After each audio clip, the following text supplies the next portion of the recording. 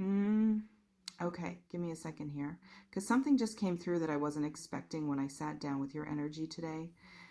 And I've learned over the years that when something arrives with this kind of weight, before I've even really begun, you don't rush it. You sit with it. You let it tell you what it needs to tell you.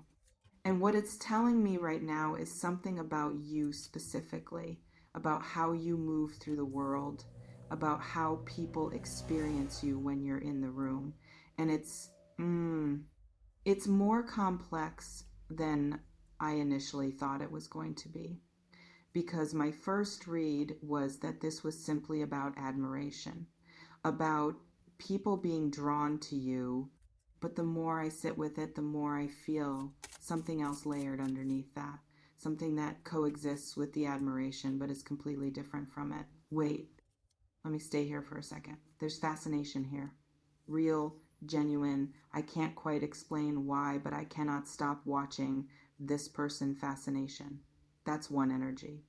And then right next to it, almost inseparable from it, there's something that feels like discomfort, like unease, like the specific kind of feeling that shows up in people when they're in the presence of something they can't fully categorize, can't fully control, can't fully predict or understand or put in a box that makes sense to them. And I'm sitting here trying to figure out which one is louder, the fascination or the fear. And honestly, I don't think I can separate them. I think they're the same thing. I think what people feel around you is one feeling that contains both fascination and fear existing simultaneously, because what you carry, what you emit without even trying, produces both responses at once in the people who encounter you. That's interesting. That's really interesting. Let me go deeper into that. Um, okay, so the first thing I want to understand is what it is about you specifically that produces this reaction, because it's not random. It's not just that you're unusual or different in the surface way that people sometimes describe themselves. This is something more specific than that, more rooted, more intrinsic to who you actually are underneath everything.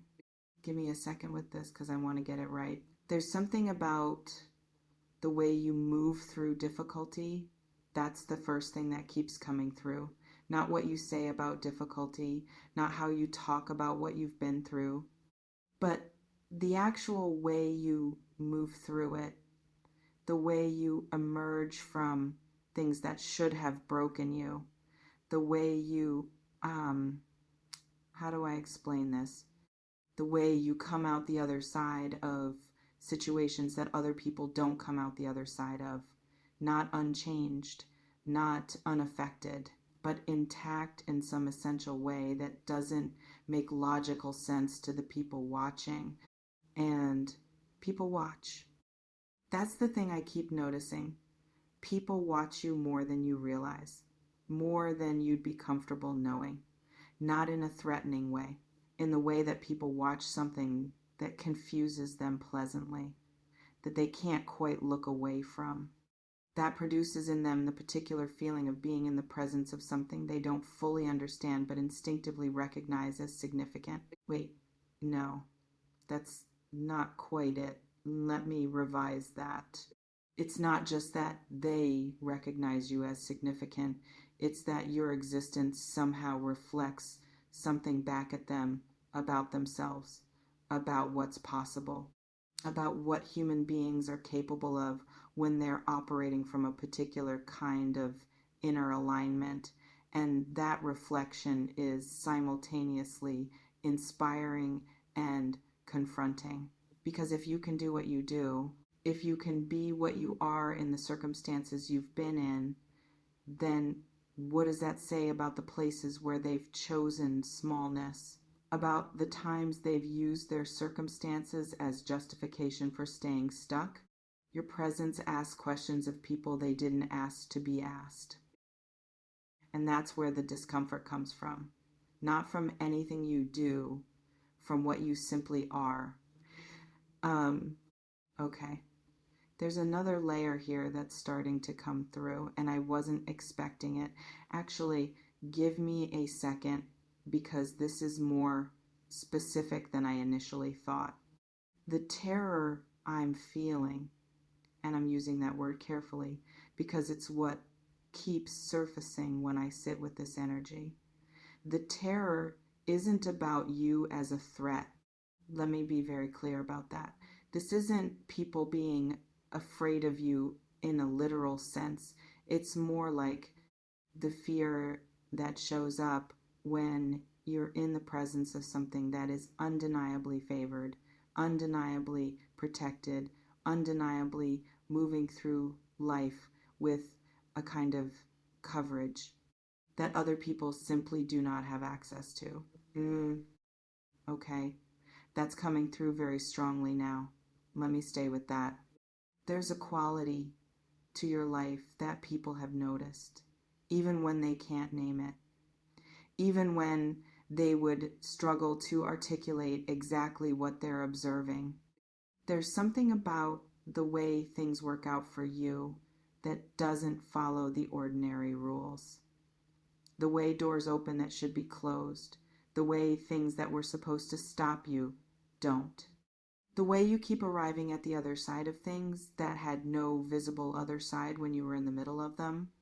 The way certain connections find you, certain opportunities appear, certain situations resolve themselves in ways that defy the probability that any rational observer would have assigned to them. And people see that even when they don't consciously register what they're seeing. Some part of them tracks it, accumulates the evidence, and at some point arrives at a conclusion they might not be willing to say out loud, but that shapes how they relate to you anyway. This person is different. Something is with them, something is for them, something operates in their life that doesn't operate in mine. And that realization produces something complicated because on one side it produces admiration, genuine, this person is extraordinary admiration, but on the other side it produces envy and fear, the particular fear that comes from realizing that the playing field is not level, that some people move through life with a kind of protection, a kind of favor that cannot be earned or manufactured or replicated through effort alone. That's what terrifies people about you, not you, the favor that walks with you. I need to be careful about how I explain this next part because it's delicate and I want to honor the full complexity of it rather than flattening it into something simpler than it is. The favor I'm describing it's not something you asked for. It's not something you perform or display or use as leverage over other people. I don't feel that in your energy at all. What I feel is actually the opposite. I feel someone who has often been confused by their own favor, who has questioned it, who has wondered why certain things worked out when logic suggested they shouldn't, who has sometimes felt guilty about the inexplicable grace that seems to move with them. Like you almost don't trust it, like you're waiting for it to run out. Like at any moment, the thing that has been protecting you and opening doors for you and carrying you through situations that should have ended very differently might suddenly decide you don't deserve it anymore. Does that resonate? Because that's coming through very specifically right now. That relationship you have with your own favor where you benefit from it but don't fully trust it, where you've seen its effects but aren't quite sure what to make of yourself as someone who receives it. And here's what I want to say about that. The favor is not random. It's not arbitrarily distributed. It's connected to something about who you are at the level that's underneath personality and preference and the things you've chosen. Something at the level of what you carry inherently, your capacity for genuine goodness, Your instinct toward others, even when others have not always instinctively moved toward you.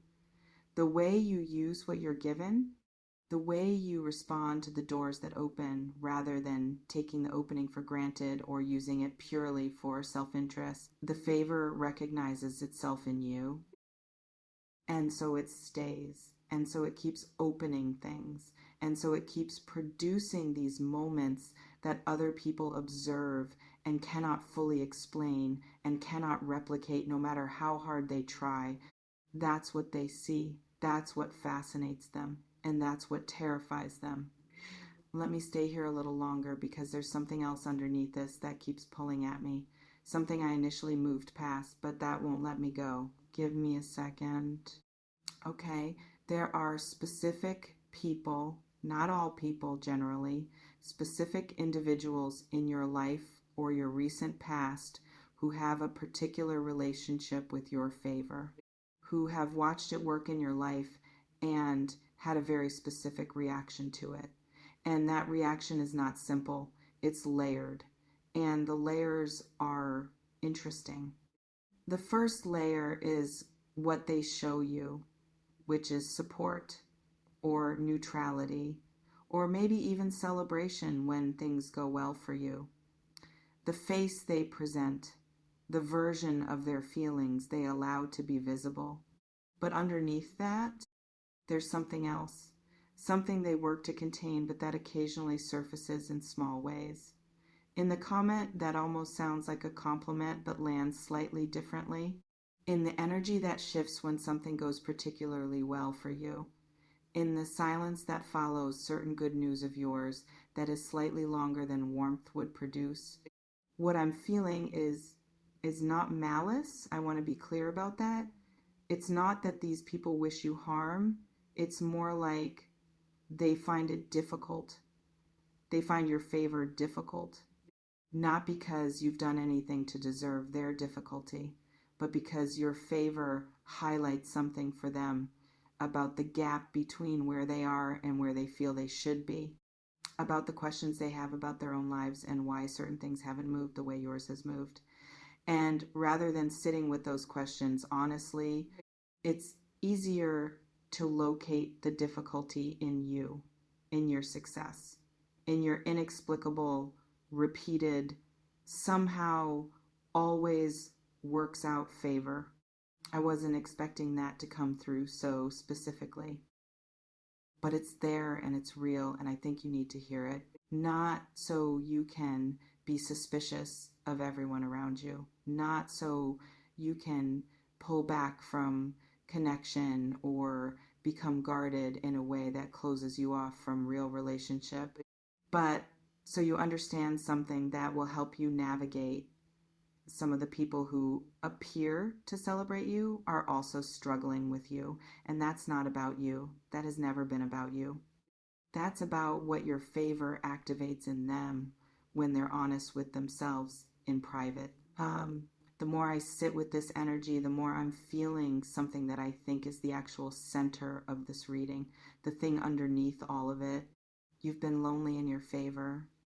And I know that might sound strange because favor is supposed to be good, and it is good, but there's a specific loneliness that can come with it. The loneliness of being someone who other people observe rather than know, who gets admired more often than they get understood, who receives fascination more readily than they receive the simple, uncomplicated warmth of someone who sees them as a person rather than as a phenomenon. That's coming through quite strongly now. Let me stay here. Because what I feel in your energy is someone who has been in rooms full of people who were fascinated by them and still felt profoundly alone. Someone who has had people around them and still felt like nobody was quite reaching them. Not because the people didn't care, but because the favor created a kind of distance, a kind of glass between you and other people through which they could see you but not quite touch you, and you could see them but couldn't always get them to meet you on the other side of it. That glass. I feel like you've been trying to get past it for a long time, trying to find the people who aren't intimidated by your favor, who aren't performing comfort in your presence while privately being unsettled by it, who can simply be with you without the weight of everything you represent to them getting in the way of actual connection. Those people exist. That's what I want to say. They exist and they're in your life or they're coming into your life.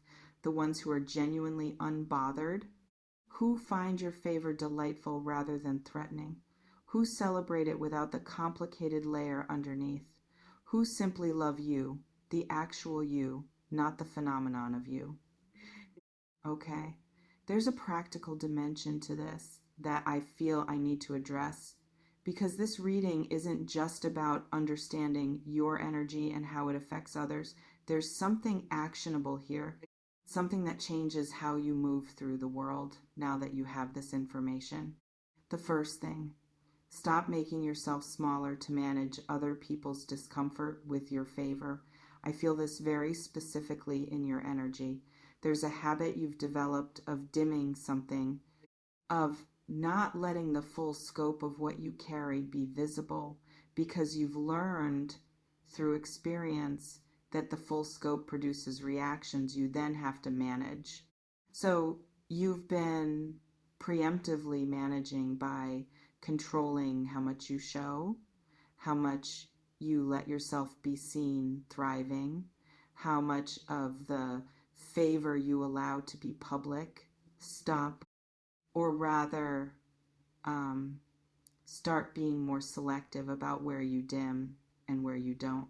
Because there are spaces where dimming makes sense, where the full light of what you carry would be wasted or misused or simply not received in the spirit it's given. And there are spaces where dimming is robbing you, where the favor you carry was meant to be expressed fully, and the suppression of it is actually working against the very purpose it's there to serve. Discernment, that's the word that keeps coming through. Not hiding, not performing, discernment about who gets access to the full version and who gets the appropriately managed version. Because not everyone has the capacity to hold what you carry without it activating something in them that ultimately costs you. The second thing, trust it. Your favor. The thing that walks with you. The thing that keeps working even when you can't explain why. Stop waiting for it to run out. Stop treating every good thing that happens as potentially the last good thing before the luck turns. That's not faith in what moves with you. That's a kind of superstition that keeps you from receiving fully what is being freely given. What walks with you is not luck. It's not random. It's not going to suddenly decide you don't deserve it anymore. It's connected to something about you that is permanent, that is intrinsic. That doesn't depend on any particular version of your circumstances or performance or whether you're currently at your best or going through something difficult. It's yours. It stays regardless. And it's time to actually believe that. I want to address something that I keep circling around and I think I need to just say directly.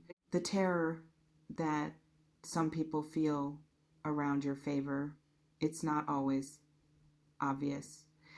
It doesn't always look like fear. Sometimes it looks like excessive flattery, like people who praise you just slightly too much, just slightly too specifically, who seem invested in a particular image of you that serves a purpose for them, who need you to be a certain kind of extraordinary because your being that kind of extraordinary explains something for them, justifies something, or alternatively, it looks like dismissal, like people who go out of their way to find the ordinary explanation for the extraordinary outcomes you produce, who work to locate the luck, the privilege, the fortunate circumstance that accounts for what keeps working in your life so that they don't have to sit with the more uncomfortable explanation, the one that suggests something is genuinely different about you, something they cannot acquire or manufacture or duplicate through effort alone. Both of those, the excessive flattery and the dismissal, are the same thing underneath.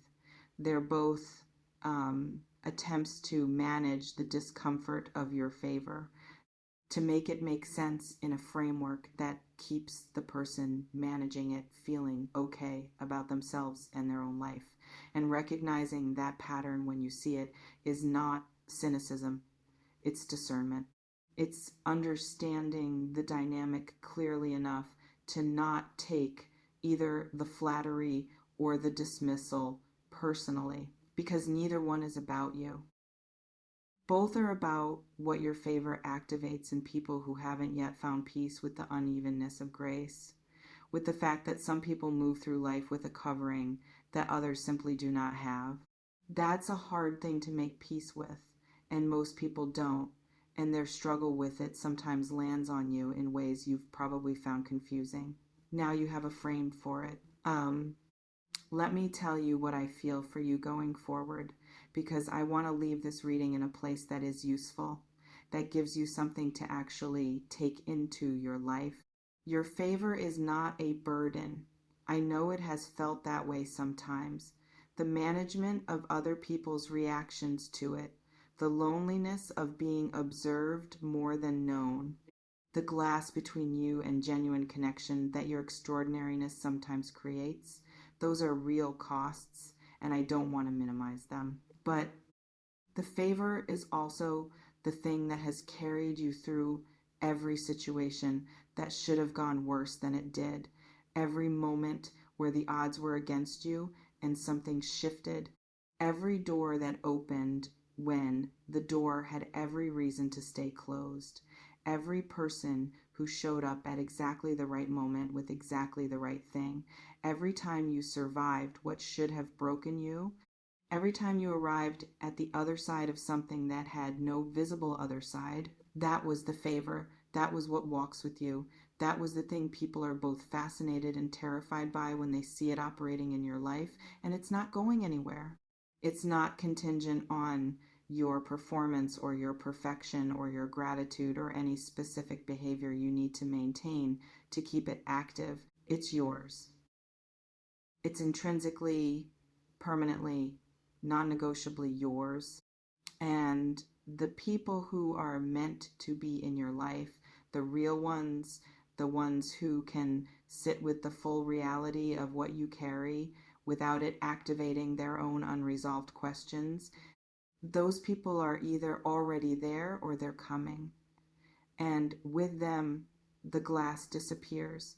The observation becomes actual knowing. The fascination becomes genuine connection. The loneliness of being a phenomenon gives way to the relief of being simply a person. A person who is loved and known and seen without the complicated layer of what your favor represents to everyone around you. That's coming. Actually, it's already arriving in small ways. You may have already felt it, moments of real connection, moments where the glass was just gone, where someone was simply with you, simply for you, without the weight of everything else. More of that is coming. And in the meantime, walk in what you carry. Don't apologize for it. Don't minimize it. Don't shrink it to make anyone else more comfortable with their own life. Let it be what it is. Let it do what it does. Let it open the doors it's going to open, regardless of whether anyone watching can explain it. You are favored. Genuinely, specifically, unmistakably favored. And the people who are terrified by that, they're showing you something about themselves, not something about you. And the people who are fascinated by it, some of them are going to become the real ones. The ones who can love you fully on the other side of the glass. Keep going. Keep letting the favor do what it does. And trust that what walks with you knows exactly where it's taking you.